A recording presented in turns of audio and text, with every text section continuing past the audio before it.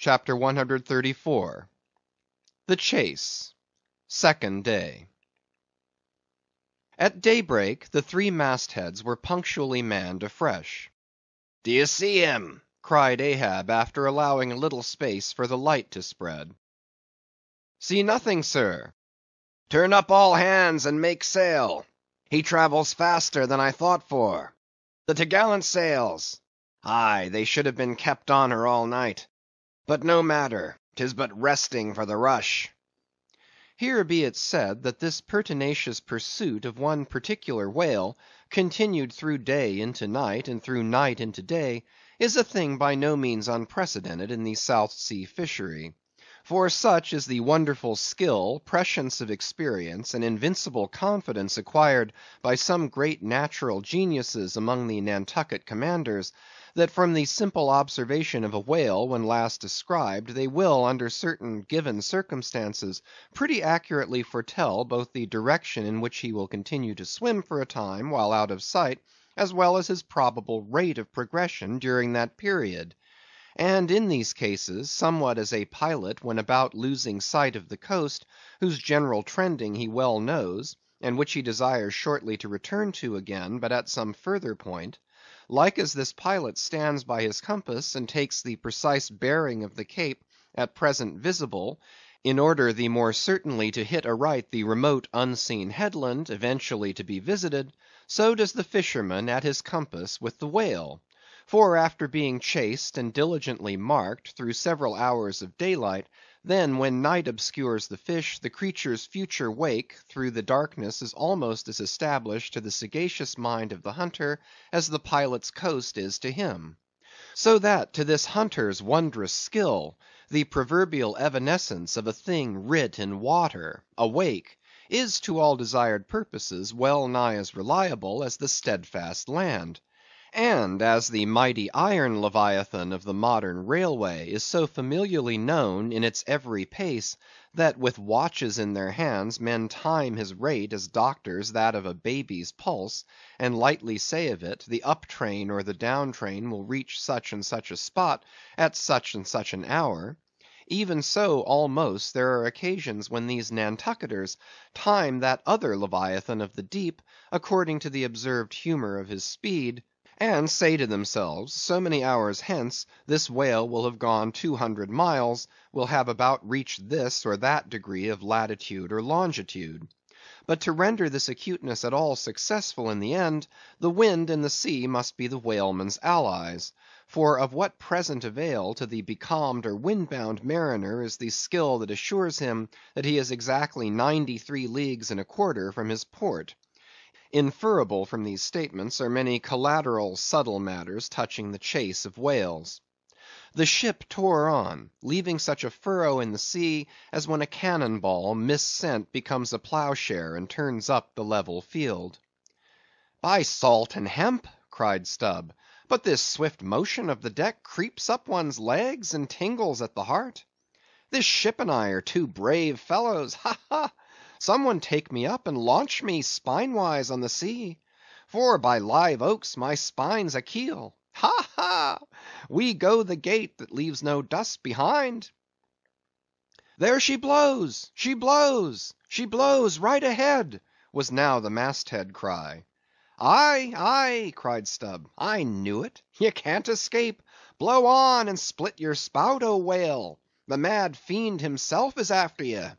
Blow your trump! Blister your lungs! Ahab will dam off your blood, as a miller shuts his water gate upon the stream." And Stubb did but speak out for well nigh all the crew. The frenzies of the chase had by this time worked them bubblingly up, like old wine worked anew. Whatever pale fears and forebodings some of them might have felt before, these were not only now kept out of sight through the growing awe of Ahab, but they were broken up, and on all sides routed, as timid prairie hares that scatter before the bounding bison. The hand of fate had snatched all their souls, and by the stirring perils of the previous day, the rack of the past night's suspense, the fixed, unfearing, blind, reckless way in which their wild craft went plunging toward its flying mark; by all these things their hearts were bowled along. the wind that made great bellies of their sails, and rushed the vessel on by arms invisible as irresistible, this seemed the symbol of that unseen agency which so enslaved them to the race. They were one man, not 30. For, as the one ship that held them all, though it was put together of all contrasting things, oak and maple and pine wood, iron and pitch and hemp, yet all these ran into each other, into the one concrete hull, which shot on its way, both balanced and directed by the long central keel. Even so all the individualities of the crew, this man's valor, that man's fear, guilt and guiltiness, all varieties were welded into oneness, and were all directed to that fatal goal which Ahab, their one lord and keel, did point to. The rigging lived. The mastheads, like the tops of tall palms, were outspreadingly tufted with arms and legs. Clinging to a spar with one hand, some reached forth the other with impatient wavings. Others, shading their eyes from the vivid sunlight, sat far out on the rocking yards, all the spars in full bearing of mortals ready and ripe for their fate. Ah, how they still strove through that infinite blueness to seek out the thing that might destroy them. "Why sing ye not out for him, if ye see him?" cried Ahab, when, after the lapse of some minutes since the first cry, no more had been heard. "Sway me up, men! Ye have been deceived. Not Moby Dick casts one odd jet that way, and then disappears." It was even so. In their headlong eagerness, the men had mistaken some other thing for the whale spout, as the event itself soon proved. For hardly had Ahab reached his perch, hardly was the rope belayed to its pin on the deck, when he struck the keynote to an orchestra that made the air vibrate as with the combined discharges of rifles. The triumphant halloo of 30 buckskin lungs was heard, as, much nearer to the ship than the place of the imaginary jet, Moby Dick bodily burst into view. For not by any calm or indolent spoutings, not by the peaceable gush of that mystic fountain in his head, did the white whale now reveal his vicinity, but by the far more wondrous phenomenon of breaching.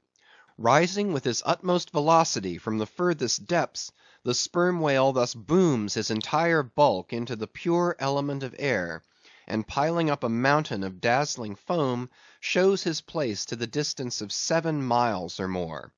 In those moments, the torn, enraged waves he shakes off seem his mane. In some cases, this breaching is his act of defiance.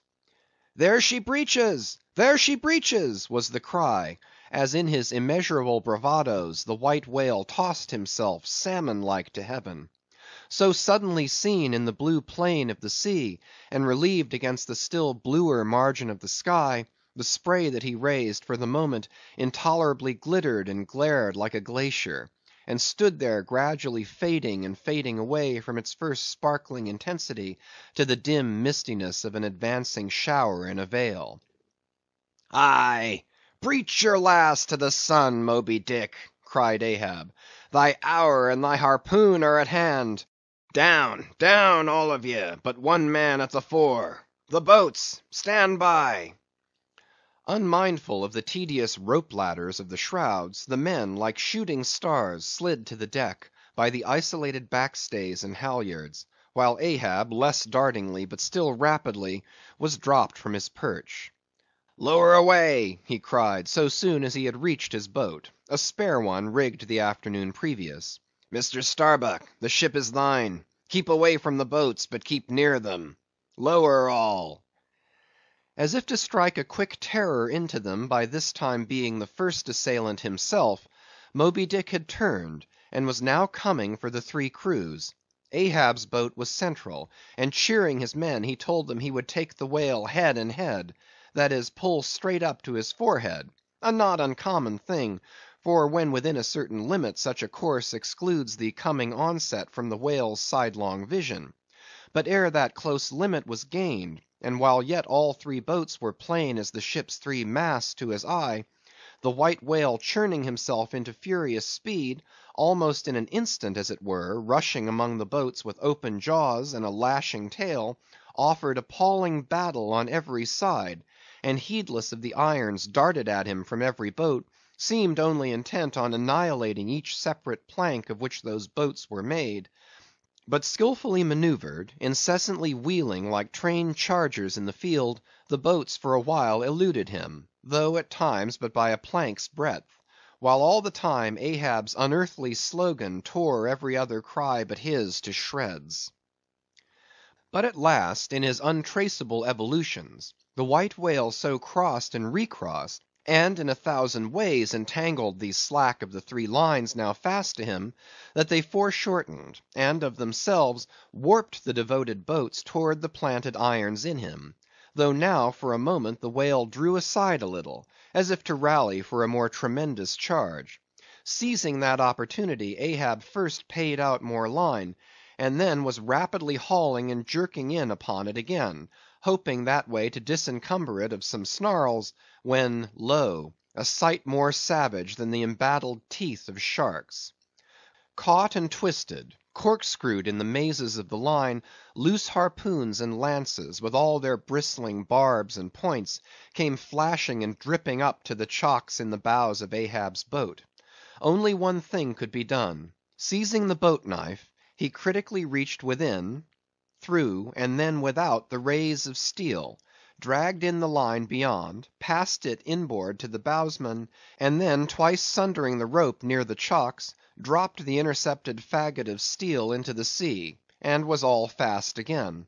That instant the White Whale made a sudden rush among the remaining tangles of the other lines; by so doing irresistibly dragged the more involved boats of Stubb and Flask toward his flukes, dashed them together like 2 rolling husks on a surf-beaten beach, and then diving down into the sea, disappeared in a boiling maelstrom, in which, for a space, the odorous cedar chips of the wrecks danced round and round, like the grated nutmeg in a swiftly stirred bowl of punch.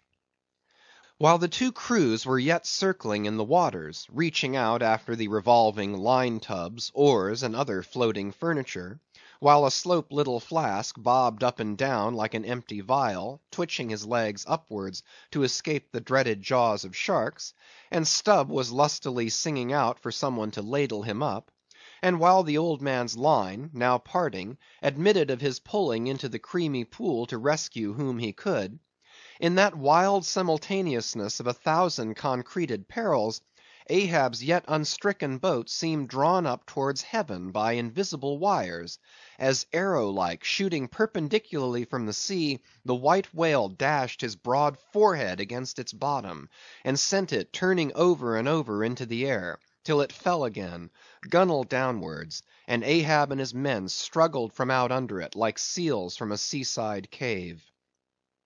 The first uprising momentum of the whale, modifying its direction as he struck the surface, involuntarily launched him along it to a little distance from the centre of the destruction he had made; and with his back to it, he now lay for a moment slowly feeling with his flukes from side to side; and whenever a stray oar, bit of plank, the least chip or crumb of the boats touched his skin, his tail swiftly drew back, and came sideways smiting the sea.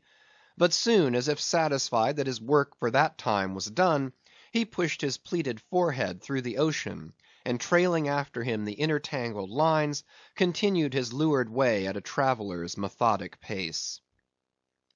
As before, the attentive ship having descried the whole fight, again came bearing down to the rescue, and dropping a boat, picked up the floating mariners, tubs, oars, and whatever else could be caught at, and safely landed them on her decks.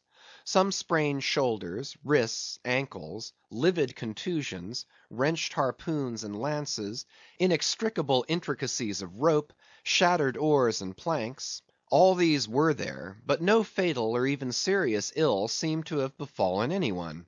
As with Fedallah the day before, so Ahab was now found grimly clinging to his boat's broken half, which afforded a comparatively easy float; nor did it so exhaust him as the previous day's mishap.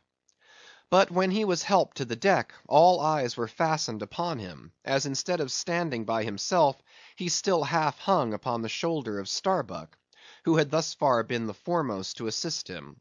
His ivory leg had been snapped off, leaving but one short, sharp splinter. Aye, aye, Starbuck. 'Tis sweet to lean sometimes, be the leaner who he will, and would old Ahab had leaned oftener than he has. The ferrule has not stood, sir, said the carpenter, now coming up. I put good work into that leg. But no bones broken, sir, I hope, said Stubb, with true concern. Aye, and all splintered to pieces, Stubb. Do you see it? But even with a broken bone, old Ahab is untouched, and I account no living bone of mine one jot more me than this dead one that's lost. Nor white whale, nor man, nor fiend can so much as graze old Ahab in his own proper and inaccessible being. Can any lead touch yonder floor, any mast scrape yonder roof? Aloft there, which way? Dead to leeward, sir. Up helm, then. Pile on the sail again, shipkeepers. Down the rest of the spare boats, and rig them. Mr. Starbuck, away, and muster the boats' crews. Let me first help thee towards the bulwarks, sir. Oh, how this splinter gores me now. Accursed fate, that the unconquerable captain in the soul should have such a craven mate. Sir! My body, man, not thee. Give me something for a cane. There, that shivered lance will do. Muster the men. Surely I have not seen him yet. By heaven, it cannot be. Missing? Quick, call them all. The old man's hinted thought was true. Upon mustering the company, the Parsee was not there. The Parsee, cried Stubb. He must have been caught in the black vomit wrench thee. Run, all of ye, above, alow, cabin, forecastle. Find him. Not gone, not gone. But quickly they returned to him with the tidings that the Parsee was nowhere to be found. Aye, sir, said Stubb, caught among the tangles of your line. I thought I saw him dragging under. My line, my line. Gone, gone. What means that little word? What death knell rings in it, that old Ahab shakes as if he were the belfry? The harpoon, too. Toss over the litter there. Do ye see it? The forged iron men, the white whales. No, no, no. Blistered fool. This hand did dart it. 'Tis in the fish. Aloft there. Keep him nailed. Quick. All hands to the rigging of the boats. Collect the oars. Harpooneers, the irons, the irons. Hoist the royals higher. A pull on all the sheets. Helm there, steady, steady for your life. I'll 10 times girdle the unmeasured globe. Yea, and drive straight through it. But I'll slay him yet. Great God! But for one single instant show thyself, cried Starbuck. Never, never wilt thou capture him, old man. In Jesus' name, no more of this. That's worse than devil's madness. 2 days' chase, twice stove to splinters, thy very leg once more snatched from under thee, thy evil shadow gone, all good angels mobbing thee with warnings. What more wouldst thou have? Shall we keep chasing this murderous fish till he swamps the last man? Shall we be dragged by him to the bottom of the sea? Shall we be towed by him to the infernal world? Oh, oh, impiety and blasphemy to hunt him more. Starbuck, of late I've felt strangely moved to thee. Ever since that hour we both saw, thou know'st what, in each other's eyes. But in this matter of the whale, be the front of thy face to me as the palm of this hand, a lipless, unfeatured blank. Ahab is forever Ahab, man. This whole act's immutably decreed. 'Twas rehearsed by thee and me a billion years before this ocean rolled. Fool! I am the Fates' lieutenant.